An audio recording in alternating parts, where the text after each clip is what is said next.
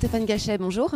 Bonjour. Donc vous êtes responsable national des points C au sein du réseau de cabinets d'expertise comptable Inextinso. Tout à fait. Est-ce que vous pouvez nous expliquer un petit peu ce que c'est que les points C? Ça s'adresse aux entrepreneurs. Exactement. Et, le groupe Inextinso a créé une ligne de service depuis 2012 maintenant, dédiée spécifiquement à l'accompagnement des créateurs repreneurs d'entreprises.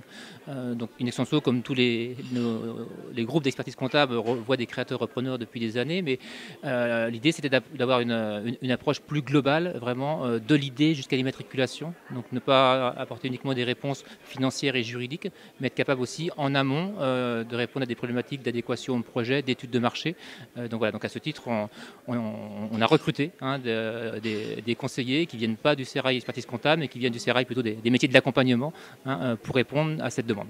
Donc concrètement, moi j'ai un projet de création d'entreprise, je passe la porte d'un de ces points C et ensuite qu'est-ce qui se passe? Je suis prise en charge, il faut que je vienne avec des documents déjà? Pas forcément, vous pouvez venir à n'importe quel stade. Après, ce que je n'ai pas dit non plus, c'est que dans le principe de la démarche point C, c'est qu'on a tout un réseau de partenaires autour de nous sur lesquels on va s'appuyer. Donc ça veut dire que si vous venez très en amont, peut-être qu'il y a un travail de bilan de compétences ou d'émergence de projets qu'on ne sait pas forcément faire à l'interne. Donc on va réorienter peut-être structure adéquate pour travailler spécifiquement cette étape-là. Et on indiquera à la personne de revenir nous voir si effectivement il y a la volonté d'aller plus loin sur l'idée. Enfin, pour donner un exemple. Donc c'est vraiment répondre plus spécifiquement techniquement et avec tout un réseau de partenaires autour de nous. Alors vous êtes en contact au quotidien avec ces porteurs de projets, ces créateurs. Est-ce qu'il y a des erreurs qu'ils commettent fréquemment que vous avez Ça leur arrive. Ça leur arrive. Non, si on devrait mettre en évidence les 2-3 points clés qu'on peut trouver assez régulièrement, c'est sur la première phase, l'adéquation projet, peut-être un manque d'objectivité, un manque de temps sur se dire effectivement, moi porteur de projet, j'ai une idée, maintenant quels sont réellement tous mes atouts et en prenant bien en compte toutes les considérations et les dimensions techniques du projet, commercial, managérial ou de gestion. Voilà. Il y a des fois des gens qui vont un peu trop vite, qui ne se posent pas assez les bonnes questions.